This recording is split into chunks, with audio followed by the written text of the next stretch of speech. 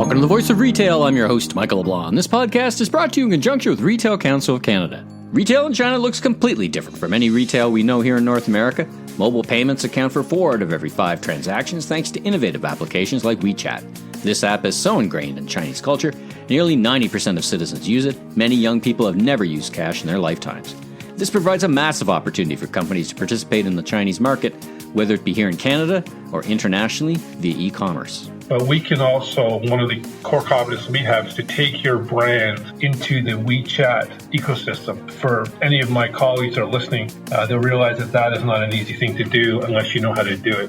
Today's guest is Martin McCann, Chief Growth Officer at OTT Pay. We have an interesting conversation about how important WeChat is to the Chinese community and how OTT Pay enables Canadian retailers to seamlessly integrate into WeChat and unlock this vast potential. Let's listen in. Martin, welcome to the Voice of Retail podcast. How are you doing this afternoon? I'm doing great. I appreciate the opportunity to be here and speak with you, Michael. I've always really been interested / fascinated in payment, and it sounds like a fun thing to be fascinated about, but it's really trying to understand this new payment way that merchants can engage with whole new audiences in a whole new way. So listen, I'm excited to jump in. So why don't we start at the beginning? Tell us about yourself. Who are you, your background, and what you do at OTT Pay? Sure, great question. Who am I? You could categorize me as a career payments person. I've been very fortunate to see the advancement of payments over the last 30 years or so. I know I'm dating myself a little bit there. I've worked for processors. I worked for processors before there were processors and there were banks. I worked for payment brands. I've worked for software companies, hardware manufacturers. I've worked for startups. I've worked for Fortune 500 companies. And I've also been very fortunate enough to work in the Canadian market, but also the U.S. market as part of the EMV conversion. And I've managed sales teams across the globe. So I've been, again, very lucky that I've been able to see payments from a global perspective. It really is a bit of a specialty, right? Because behind the scenes, it's one of those, in my mind, it's always been that technology that, you tap your card and magic happens and money changes hand, but there's a lot that goes on behind the scenes, right? So you really need years, I would suspect, in the space to understand and be able to articulate and explain it all, right? Yeah, that's a great point. Because a lot of people, my parents will ask me, "What do you do?" Well, when you put your credit card in that machine, and they'll say yes. I say, well, then I pick it up and I run with it from there. I've been able to see the evolution of payments right back when we had the knuckle busters, where you used to imprint onto a sales draft, through the introduction of authorization, draft capture, even part of the pilot of the launch of Interact in Ottawa, and the movement of Magstripe to EMV, Google and Apple Pay, and then the explosion of TAP in pre-COVID. And I'm now really looking forward to impacts of things like real-time payments, the impact that further insertion of a lot of these new disruptor technologies are going to do to the payment space. It's a really great opportunity to explain kind of how the rails work and how this works, because it's particularly interesting. So why don't we talk about who is OTT Pay and who is the company? Give us a sense of the genesis of them and their scale and scope and all that great stuff. Absolutely. So OTT Pay, and for those that are interested, OTT actually stands for 1, 2, 3. We want our products and services to be as easy as 1, 2, 3. But we're a Canadian company. We're based in Toronto. We were the lead in bringing Chinese digital payments into Canada. We were just about 5 years old now, with our parent company, OTT Financial, being just over about 14 years old now. We've got about 100 employees across the country. We actually purchased the old Wrigley factory down on Leslie Street in Toronto. So we've got a great view of Sunnybrook Park. And we've converted that into our Canadian head office. The best way to describe OTT Pay, so we're a processor, which is a term that most retailers would obviously know, processor of electronic transactions at face value, but we're more than that. So obviously we do Visa and MasterCard and Interact, what we refer to as traditional Western payments. But we have, there's 2 other core competencies that we have. One of them is based in QR code-based technology, the quick response code. And then the other core competency we have is marketing and selling to the Chinese consumer, both in Canada, China, and around the the world. The value add, or what we think makes us different than your typical processor, is we enable merchants to integrate Chinese mobile payments through QR-based technology into their existing platform payment offerings. And we offer both e-com and marketing service that are specifically catered towards the Chinese community, both in Canada and around the world. So if I was to summarize it, I'd say that, we work with retailers of all kinds in brick and mortar, all shapes and sizes, and e-com. And then to integrate Chinese mobile payments like WeChat Pay, Alipay, China Union Pay into what their existing offering is today. Well, that's a good segue into my next question. Let's parse the rest of the discussion in two directions. The first direction is just unpacking for everyone. You've mentioned a couple times Chinese payments, Chinese mobile payments. What is that? So that's one thread of my line of questioning. And the other thread is just about the Chinese consumer market, whether it's here domestically in Canada or internationally. So let's start with the beginning. What is Chinese mobile payments? Isn't it how is it different from Visa? You mentioned, Alipay, Tmall. Really unpack that for us and help us understand why those are different and how those transactions happen in Canada. And I've been with OTT Pay for nearly 2 years now, and a lot of the confusion about what is this is really based in, as Westerners, we're used to Visa, MasterCard, and Interact. Right. You almost have to unlearn a little bit or what you know about those, and then open your mind up to this new payment type. There's two terms that are used. You'll hear the term Chinese digital payment. We don't use Chinese mobile payment anymore because it's limiting. It almost implies you just have to have a phone or only work on a phone. So we use the term Chinese digital payment because it truly is an omni-channel approach.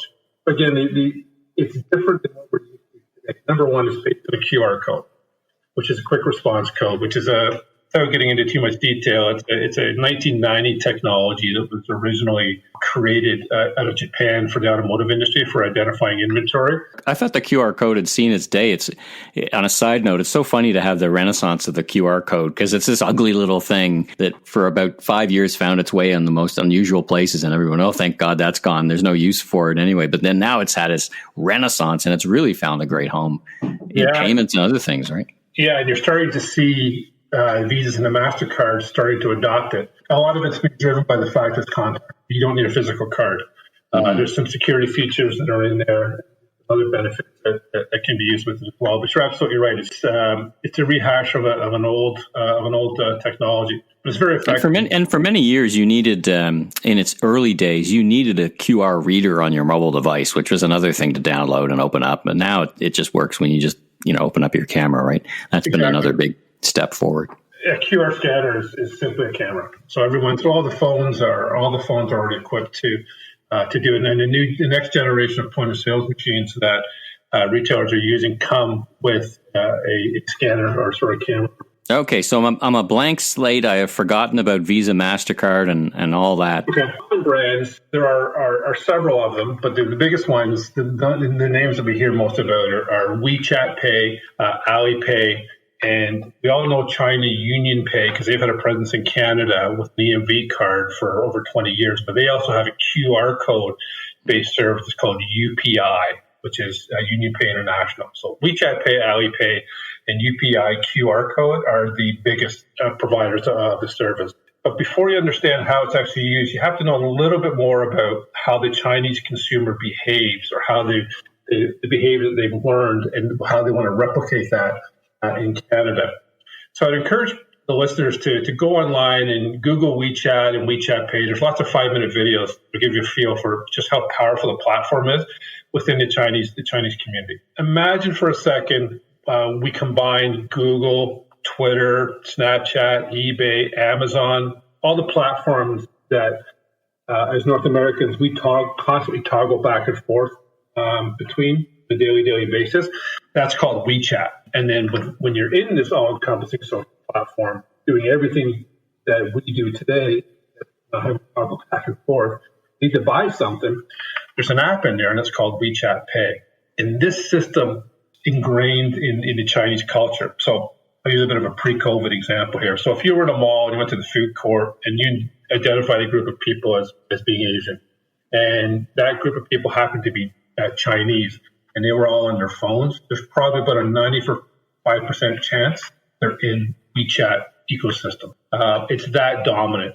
And for any of our listeners that are Chinese or have Chinese friends, they can validate everything that I'm saying to you. It's a very, very powerful mechanism that Chinese people use. So they're used to using that, and they're used to paying while they're inside of that mechanism by WeChat Pay, Alipay, or UPI QR code. So now spin the lens around quickly just a little bit. So if I'm a user of WeChat Pay, is it hooked up on the back end to my bank account? Like, how does that money flow? Yeah, so there's some nuances. Sorry, I cannot get a WeChat Pay account because it's tied to a Chinese bank account. I'm not Chinese. So the only people that can use WeChat Pay, Alipay, et cetera, are Chinese nationals. You have to have a bank account in China. So one of the benefits of it is it allows Chinese people greater access to their money because there are some restrictions on how much physical money allows them to electronically access all of their money in China. So what the result of all this is that China has been going cashless before going cashless was kind of cool. Again, you can search this on YouTube. There are cases on there of children, young people shopping who've never, ever used cash. And as a result, many merchants won't accept cash. They'll only accept WeChat Pay, Alipay in China, and China Union Pay. Imagine if you or I were in China and it's time to eat, or you want to do some shopping. We have a limited amount of currency on us. Perhaps there's a language barrier, and you look around and you see a Visa logo in a store window. Well, you or I would instantly feel much more comfortable. We would feel, hey, I can go in and really spend in my capabilities. And it's safe. You'd assume it was safe too, right? You'd assume, okay, Visa, they're a Visa merchant, and so exactly. I can safely transact. That would be my assumption anywhere in the world, right? That brand represents something to you. So flip that on its head and apply it to a Chinese consumer who sees a WeChat logo on a retailer in Toronto. So what we're trying to do is assist retailers in creating that environment. So it becomes the Chinese consumer, whether international or domestically, feels comfortable transacting with. Exactly. And again, and when I say about that Visa logo, it can be virtual. It could be an e-com website. Yeah. For example, Air Canada, as an example, accepts WeChat and Alipay. And when you go to buy your ticket and check out for payment, those logos appear on there. And that's done via the QR code on the website. Is that right? Yep. There'll be a QR code on there, and then you would just scan it with your phone. Wow. All right. Well, let's talk about the second side of this, the second side of the album, so to speak. Not the B side, but the other A side, which is how big an audience are we talking about? Like, if we're thinking, I mean, right now we're pretty much talking domestic Chinese consumers because there's no international travel. That will resolve itself next year. But how big is the opportunity here in Canada? I mean, why can't they just, as a community, they would likely have a Visa or MasterCard or traditional payment? Like, how big is the opportunity, and B, even domestically, why is it an advantage to retailers to offer yet another payment type? Yeah, so there's two parts to your question. Is kind of who are the constituents in the marketplace, and hey, listen, I got a Visa. Why do I need to use this? Yeah. The first question is there's basically four groups. You identified one of them as the Chinese traveler to Canada, and always also the Chinese traveler within Canada. Obviously, COVID is what has essentially wiped that out. Yeah, for now. Yeah. The next group is Chinese students in Canada. There's close to about 200,000 of them here now. Wow, really? Yeah. Still, eh? There's their consumption. There's the Chinese Canadian community. A very large part of the Canadian mosaic, the Chinese community.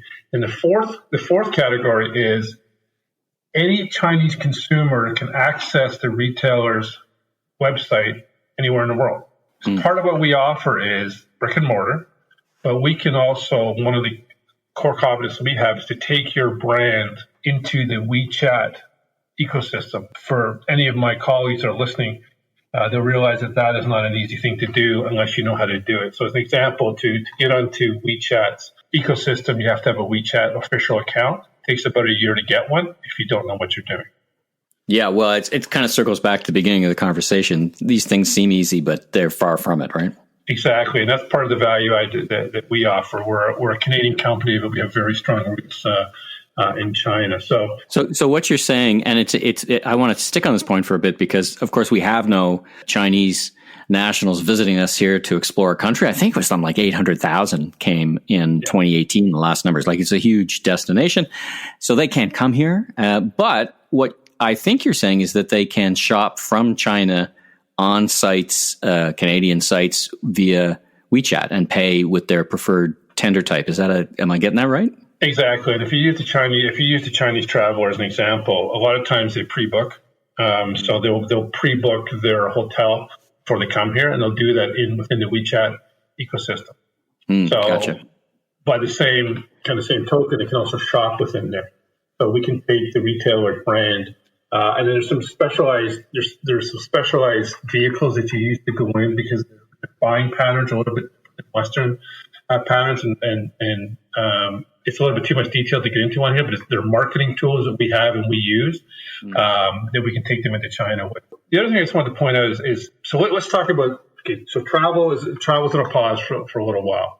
Let's just talk about the kind of domestic opportunity, which is the Chinese student and the Chinese Canadian community. And I'd also like to add, a sizable chunk of our processing business was travel. We have relationships with Toronto Tourism, Montreal Tourism, Niagara Tourism, all those Ripley's, the ROM. Obviously, all that our processing business there has come to a grinding halt. However, our volume year to year is up, year over year up. Wow. Obviously, a lot of that's e-com. And there's a misconception in the brick and mortar world is that, okay, it's only Chinese merchants that want this, like Chinese restaurants, Chinese grocery stores, bubble tea shops. That's not, so they are very interested, and they're very, very important and heavy users. But viewing the market like that is very limiting. The market is anyone who sells the Chinese consumers interested. For example, we've got several national furniture chains that accept WeChat Pay today. Wow! And now, is there a transaction limit? Like, I know in the conventional world, there's not. The limit is at the consumer level, right? Exactly. So it's at the consumer level. So, when you kind of transitioned into where I want to go for the listeners, which is, okay, so you've got everyone interested or at least way more informed around this opportunity. How hard is it to do as a retailer? How long does it take? And they've got you. They call you up and they say, Martin, I want this. I love this idea. How long is it going to take? And how much is it going to cost? Give me some broad indications, kind of order of magnitude of these things. Sure. So on the technology side, because that's a key decision that the retailer will make, like how difficult is it for me to implement into my current process? So a lot of us have battle scars that we've had to go through in implementing, moving from MagStripe to EMV, or, adding this or adding that in traditional Western payment. The way we've designed everything is very, very straightforward. So we offer everything from a proprietary standalone device. So we plunk down a device on your desktop, and we only run Chinese mobile payment, or we can put Visa, MasterCard on there as well. That's not optimal for a lot of retailers because of the value of that retail space for them. Yep. A lot of them are more interested in, okay, how do I integrate it into my existing cash register? The quick answer is that if we are already established and working with and have partnerships with most of the largest processors in Canada, where our application can either run on their device, coexist with their device in the application. We also work with third-party integrators to put our application through them directly into the retail. So the integration part is very, very straightforward. It's not pain points that a lot of the retailers have to suffer going through the past. In the e-com world, we can plug into Shopify, we can plug into any of the other third-party sites, or we can plug in directly into the back end for the retailer. So we adopt to whatever the retailer wants, and it's relatively straightforward. We're generally talking about weeks rather than months. We pride ourselves on the fact that if a retailer was to call me and say, listen, I want to be up and running as quickly as we can actually have you up and running in a couple of days. And this is the beauty of QR code technology. So you might say, well, how do you do that? So we can literally come into your store and put a static QR code on the back of your cash register. On our back end, we have you onboarded to scan your QR code, and it now turns their phone into the POS machine. do the transaction on their phone. So quick and dirty is kind of not the right phrase, but if somebody wants to get up and running super fast, we can do that while we work on the integration in the back end. So it's very, very straightforward, very, very simple to do, no major cost. You don't have to pay a third party to do any tweaking or anything like that. It's very, very straightforward. And now there's a fee to the merchants to do the transaction. Is it a percentage fee? How does that work? Yeah, so it's the business model is very similar to, say, Visa, MasterCard, or Interac. Generally speaking, the transaction rates that the merchant pays are lower than Visa and MasterCard, driven a lot by the fact that and I'm doing a bit of an air quotation here, the interchange rates with the Chinese mobile payment schemes is lower than Visa, MasterCard. Now, it is sometimes the case, depending on the card the consumer pulls out of the wallet, you're going to pay a slightly different fee if you're using a conventional credit card. Is that the case with WeChat and these Chinese payments as well? No, so it's similar on brick and mortar. It's just more or less the same interchange rate on brick and mortar. There is one that differs on the e-com with a higher interchange rate. They're all public. It's public knowledge. You can Google them and see them, but not. So there's no fee for a point-based Alipay account or WeChat Pay account or anything like that. No, it's the closest analogy I would bring is it's kind of like a quasi Interac in that, because the transaction is coming out of a bank account. It's not coming out of necessarily a direct credit line. Well, listen, you've answered in what have we been talking about over just over 20 minutes. You've answered a lot of questions that I've had. I've been a participant in the opportunity, but I had a lot of questions, and you've done a great job answering both the opportunity and the where. How do people get in touch with you if they want to pursue this a bit further? So they can reach me. The easiest way would be to reach me at martin.mccann, that's MCCANN, at OTT.ca. All right, I'll put that in the show notes as well. I'll put your email in the show notes as well, and the connection to the website so people can learn more and reach out and continue the conversation. Well, listen, Martin, thanks for coming on the Voice of Retail and talking about this opportunity. It's wonderful to have you share that with us, and I wish you much continued success and as we continue to explore these opportunities for the merchants. Great. I appreciate the opportunity. Thanks, Michael. Thanks for tuning in to today's episode of The Voice of Retail. Be sure and subscribe to the podcast so you don't miss out on the latest episodes, industry news, and all the insights. If you enjoyed this episode, please consider leaving a rating and review so that we can continue to get amazing guests onto the show. I'm your host, Michael LeBlanc, president of LeBlanc Company Inc. And if you are looking for more content or want to chat, follow me on LinkedIn or visit my website at meleblanc.co. Until next time, stay safe and have a great week.